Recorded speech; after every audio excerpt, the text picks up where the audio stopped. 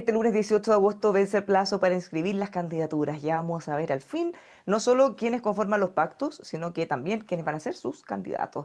Esto en medio de muchas encuestas y todo expectante respecto a qué pasa con las presidenciales de este año. Vamos a estar conversando de esto junto a Alberto Mayol, director de la encuesta La Cosa Nostra, que también académico de la USACH. ¿Cómo está, Alberto? Bienvenido, buenos días. ¿Qué tal, Bárbara? Un gusto. Bueno, estamos en horas claves porque ya vamos a conocer las listas y obviamente uno de los nombres que ha circulado es el suyo. ¿Va como candidato al Senado? Ah, eh, la verdad es que no. No, la verdad es que lo tomé con una cierta seriedad, por supuesto, pero porque me llegaron dos invitaciones, la verdad, ¿no? Y la verdad es que no, acabo de aterrizar en Chile, la verdad es que no me es tan fácil empezar una aventura de esa naturaleza, así que no, yo sigo con mi vida académica en ese sentido. Ahora, volviendo a la encuesta y aprovechando la vida académica y eso, ¿cómo ven? ¿Cómo han ido evolucionando? Hablemos primero de los presidenciales. Mm. A ver, la situación es bien clara. Janet Jara tiene un porcentaje que es equivalente al apruebo, ¿no? Al apruebo de la Convención Constitucional. Eh, y, y eso evidentemente le da un primer lugar permanente en la primera vuelta y le da prácticamente una imposibilidad total en segunda vuelta. Los niveles de, de sensación respecto a que Janet Jara podría no tener la capacidad de controlar su coalición, de producir incertidumbre, el temor al caos. Nosotros no solamente hacemos cuantitativo, también hacemos cualitativo. El temor al caos es una cosa que aparece no necesariamente en la primera respuesta, pero en la conversación aparece. Entonces hay muchos factores que le hacen difícil llegar a más de un 45%. El 45% de hecho de la población dice que no votaría por Jara.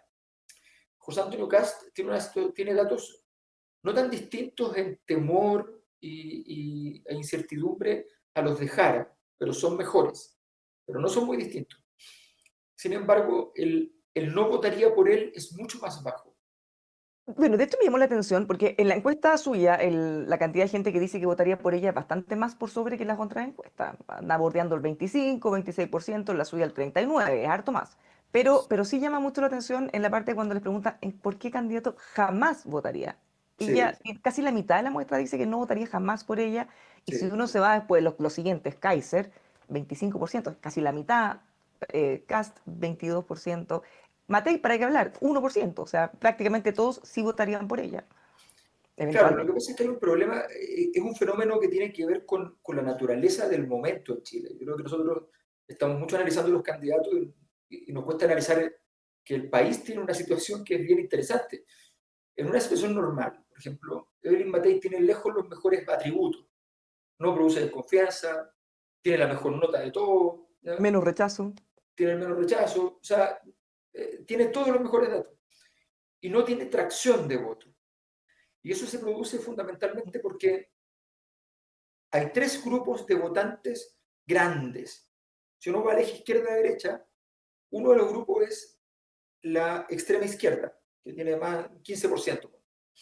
Otro grupo es la extrema derecha, que tiene más todavía. O sea, estoy hablando de 1 al 15, el 1 y el 15. ¿Ya? No el 2, el 13, no, el 1 y el 15. ¿Ya? La derecha tiene más todavía, tiene como 18. Y el centro, justo el centro, el punto 8 que está al medio entre todos, ese punto nos da prácticamente 20. O sea, son los tres paquetes grandes de voto. Uno de los paquetes grandes, entonces, lo tiene tomado bastante Cast por derecha, con un acompañamiento de Kaiser ahí. Otro paquete grande por izquierda lo tiene totalmente tomado Janet Jara. ¿Ya? Y en el punto 8, en el centro político, están repartidos. Ahí está el conflicto. Entonces, esta idea de que dicen que no existe el centro no es verdad. Lo que pasa es que el centro está sin posición política definida, están en disputa y están casi todos con una votación que podría permitirles crecer. Y probablemente hay una gran dificultad para entender cómo llegar ahí. Entonces, hay un conjunto de factores que nos muestran un escenario. Por eso cuando uno mira, dice, claro, esto debería moverse para tal cosa, debería, sí, pero lo que está claro es que Janet Jara tiene un problema que es muy difícil de resolver, que José Antonio Kast ha ido logrando resolver su problema, que era más o menos parecido al de Jara, pero al revés. Ha mejorado mucho su votación en sectores de centro derecha. Su aproximación fue exitosa. Ahora, esos votos estaban con Matei hace un rato. La pregunta es, ¿esos votos que estaban con Matei podrán volver?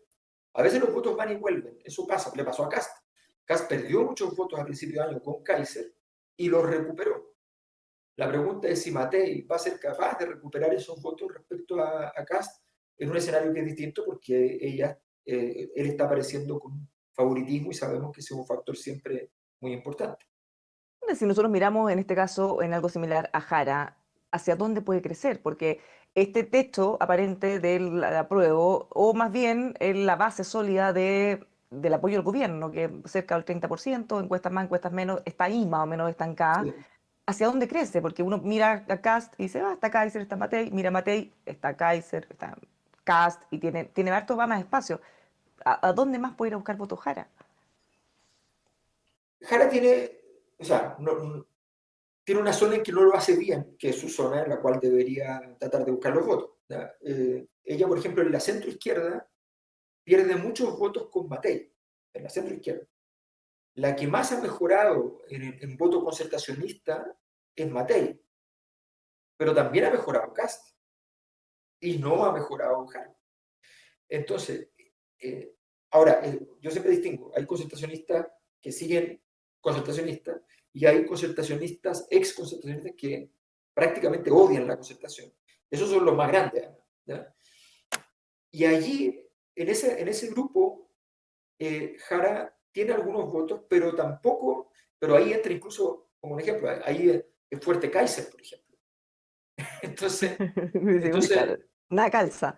la competencia es difícil ahí. Son grupos disruptivos que significa que aceptan poco el mapa político, están buscando una conexión probablemente más afectiva, más emocional, y les produce unas ciertas dificultades, y hay que ser muy preciso en llegar donde ellos con una oferta política.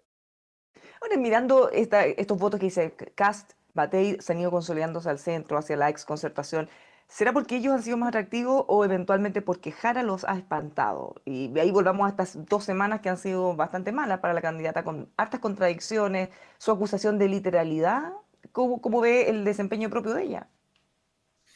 Claro, lo que pasa es que ella no lo ha hecho bien en las últimas semanas, pero hay un factor también estructural. O sea, estamos en un escenario que es muy propicio a la derecha. Las variables estructurales no se han movido. No hay ninguna razón para que ninguna candidatura de izquierda pudiera llegar hoy día más allá del 45-46%. Ninguna razón para eso. ¿Ya? De hecho, en segunda vuelta, Jara no lo hace terriblemente mal, porque de hecho pierde con Kast 53,5 Kast. No es un puntaje terrorífico, digamos. Kast perdió por más con Boric. Lo que pasa es que la situación que tiene en ese sentido Jara es que lograr mover el escenario es muy difícil. Y en general, el día a día, la apuesta que hizo en su momento Kast fue muy hábil respecto al tema de seguridad. Hoy día tienes todos los días una portada que le conviene, que le sirve. ¿Ya? Y hay pocas agendas, no lo ha logrado hacer el gobierno, no lo han logrado hacer los otros candidatos, hay pocas agendas distintas a esa.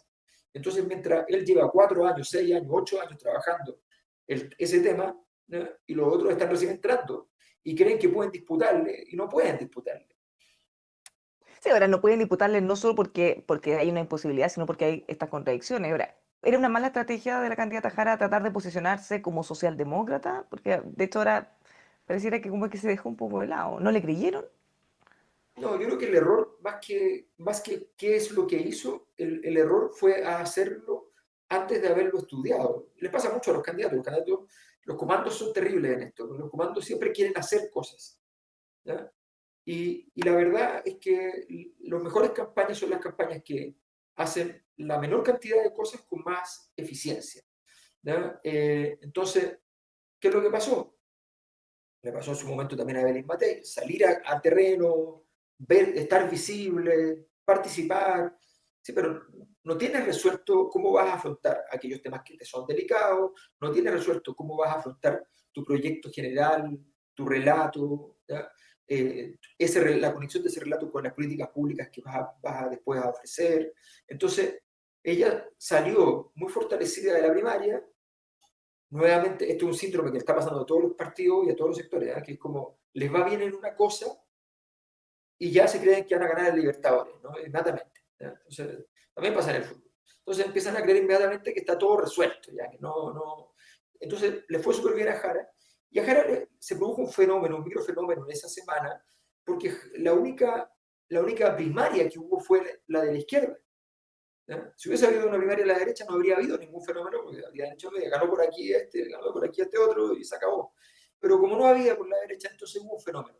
Y se pensó por la izquierda entonces de que había una oportunidad de crecer rápido y aprovechar ese envión.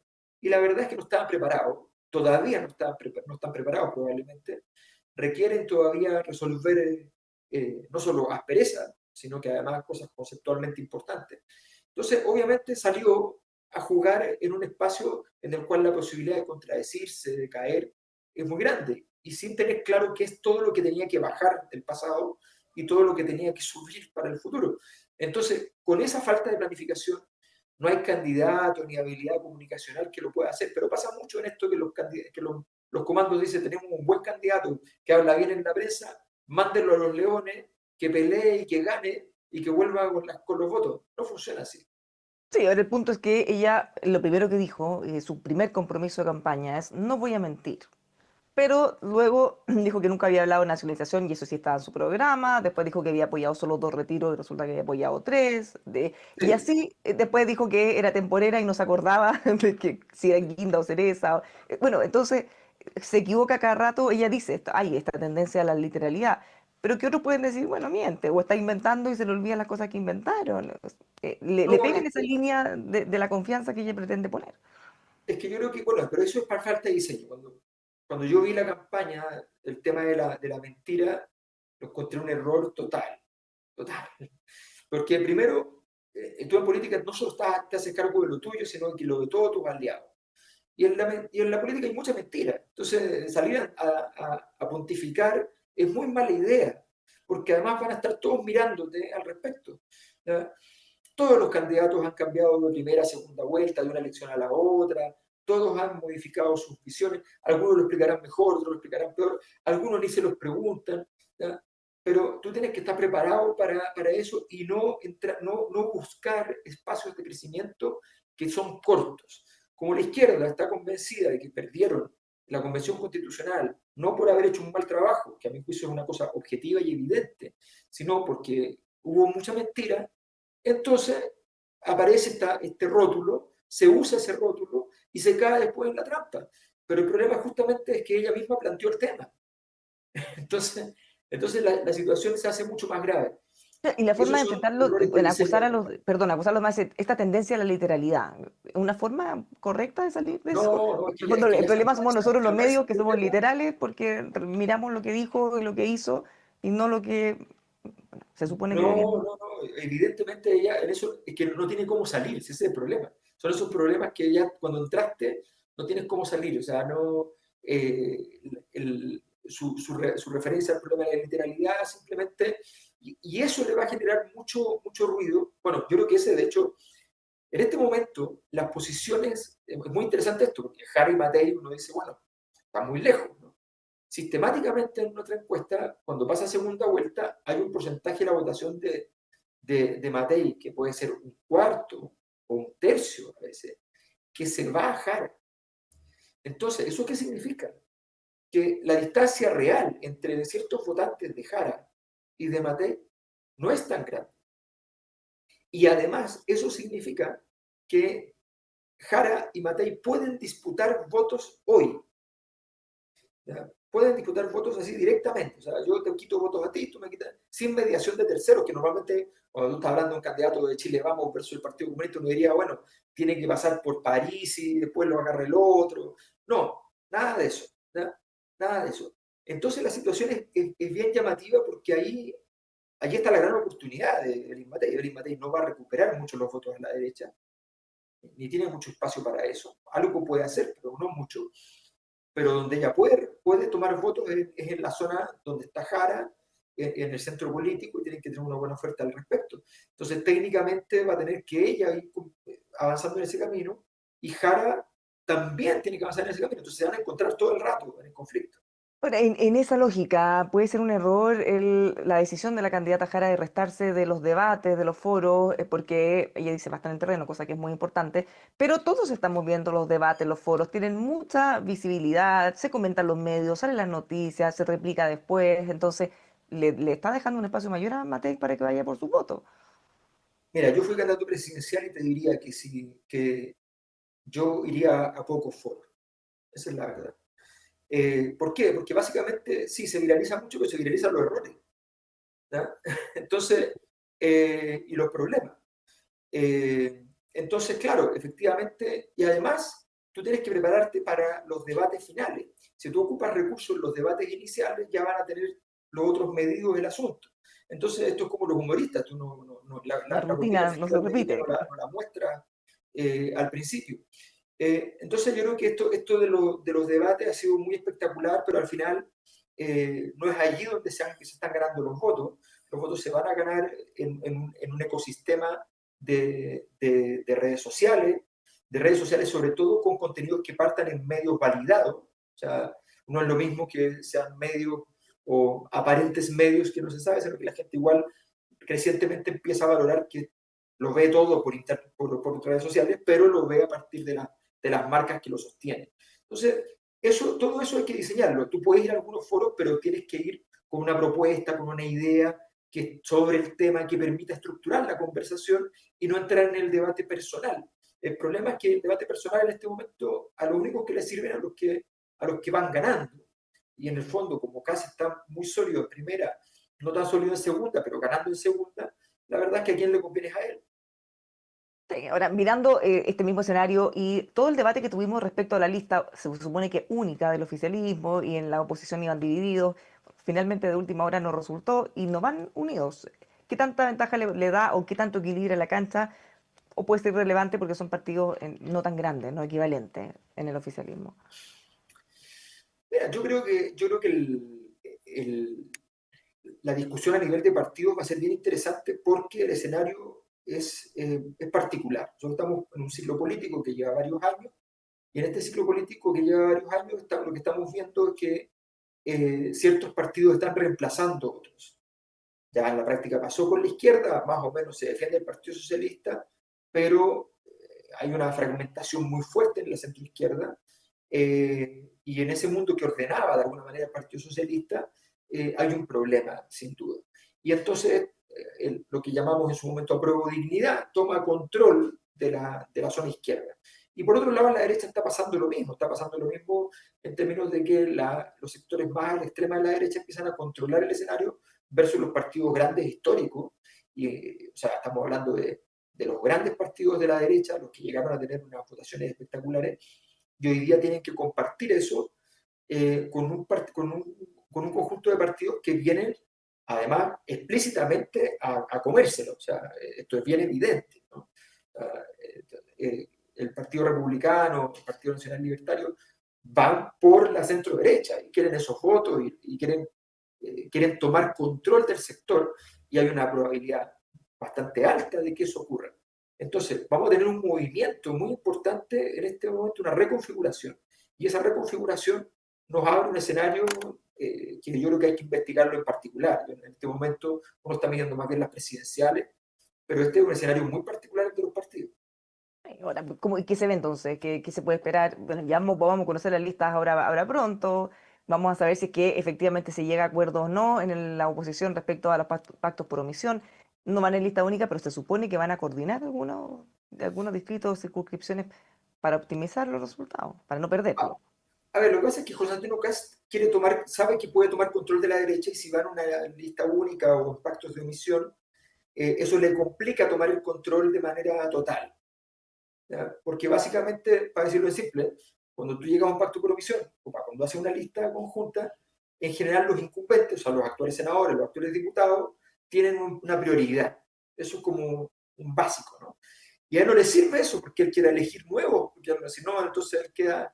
Entonces, por eso él ha insistido mucho. Yo creo que la frase que él lanzó respecto al Congreso tenía que ver más bien con un mensaje interno a la derecha, ¿ya? Diciendo, oye, no se preocupen tanto del Congreso, ¿ya? Si perdemos uno o dos diputados, ¿ya? Porque él, seguro, porque su estrategia hace perder diputados, hace perder senadores, ¿ya? Pero a él es la única que le sirve. Entonces, como le pusieron la condición ahí en el entorno de la derecha, le dijeron, oye, tienes que pactar, digamos. Y él no quiere pactar. Entonces, y no va a pactar, porque además José Antonio Cast dice, no quiero pactar, y no va a pactar. Y no pactó. Entonces, Sí, y no se la hizo. pregunta, o sea, él va a ver cómo se acostumbran los demás a lo que va a hacer, pero esa es su virtud también política, ¿no? Entonces, él no va a aceptar eso porque es su diseño. Vamos a ver si esa rigidez le cuesta algo, tiene un costo interno, digamos, en la derecha, si parte de los sectores empresariales también les molesta ver una conducta tan cerrada, ¿ya? O si sencillamente lo dejan pasar. Ahora, pueden hacer algo porque es evidente que no les gusta al resto de la derecha, es evidente. O sea, no es que tengamos que ver. El punto es que quizá no hay otra solución más que sumarse con Viadil, como dijo el candidato a los que les duele la guata, como Claro, decía pero él. lo que pasa es que la derecha, el ecosistema de la derecha tiene toda la razón. Estamos hablando de que podrían quedar en un Congreso eventualmente empatado o con ventajas muy mínimas, Claro, donde siento que un si lo par de hubieran hecho con votos. unidad, podrían habérselo tomado todo, en el fondo. Claro, claro, o sea, tú tienes hoy día para decirlo así, una inercia política para la derecha que podría ser el 60%. ¿Ya? Esa es su inercia. Lo más probable es que capture menos del 60%, no sea eficiente, saque, qué sé yo, en segunda vuelta 54, 53, ¿ya? Que ya es una pérdida grande de lo que tú podías sacar. O sea, un proyecto poco eficaz, poco eficiente. Y luego podría ocurrir que tú en el Congreso, ¿ya? Tuvieras, qué sé yo, empatado el Congreso, o ganándolo por muy poco con dos, tres diputados que tú te cambian el partido de la gente y estás fuera. Entonces, claro, evidentemente, y no es verdad que no es tan importante el Congreso, porque está lleno de leyes que han sufrido enormemente al respecto. Entonces todo eso es un dilema súper interesante. Lo bueno para nosotros es que vamos a enterarnos muy pronto. Ahora, lo último, ya lamentablemente no nos queda tiempo, pero ¿cuáles son los hitos, las cosas que podrían dar vuelta al escenario o cosas que van a ser relevantes, como por ejemplo la inscripción de los programas, sobre todo en el caso de la candidata Jara, porque en los otros uno más o menos ya tenemos claro qué es lo que van a presentar. La candidata Jara está la total incertidumbre de cuánto van a pesar los sectores y qué van a presentar finalmente, qué tan socialdemócrata. Sí, sí, yo creo que, a ver, pero yo creo que la gracia de los programas no es los programas. La gracia del programa en este momento tienen un valor muy importante por una razón. Los candidatos que quieren quitarle votos a Cast no les sirve sencillamente poner un tema. Necesitan cambiar el escenario cultural, por decirlo así, donde está hoy día Chile. Si tú en la mañana te levantas y estás viendo el tema del sicario, estás viendo Cast, eso se queda por los votos. No hay nada que lo mueva. Si tú logras meter otras agendas, pero agendas que tengan juego, ¿no? Así como un tema, ¿no? Voy a construir tal cosa, no. A partir de que voy a construir, quiero hablar de otras cosas. Si meto en la agenda otras temáticas, la posibilidad de quitarle votos acá existe. ¿Ya? Pero esa es la dificultad. Entonces, Jara y Matei tienen que tener proyectos muy interesantes que tengan juego, como dicen los publicistas, que sean campañables, o sea, que a los 3 días no se muera el tema, sino que siga jugando y les permita en el fondo tener un clima algo distinto. En este clima es ácido para Jara, es ácido para Matei, es ácido para todos los otros candidatos, salvo para Kaiser, pero es como un residuo de Kaiser en este momento. Y al final, entonces, tiene que salir a jugar con una propuesta nueva y que esa propuesta nueva cambie la conversación. Si no, no hay nada. O sea, lo demás, mejorar la sonrisa. Esto no es una campaña de maquillaje y sonrisa. Esto es una campaña muy, muy de cultura política, de escenario, de discusión sobre el escenario político. Vamos a estar muy pendientes entonces de lo que pasa en las próximas horas. Alberto, muchas gracias por conversar con nosotros. Buena semana. Gracias, Bernardo. Los dejamos invitados a que sigan con nosotros aquí en emol.com.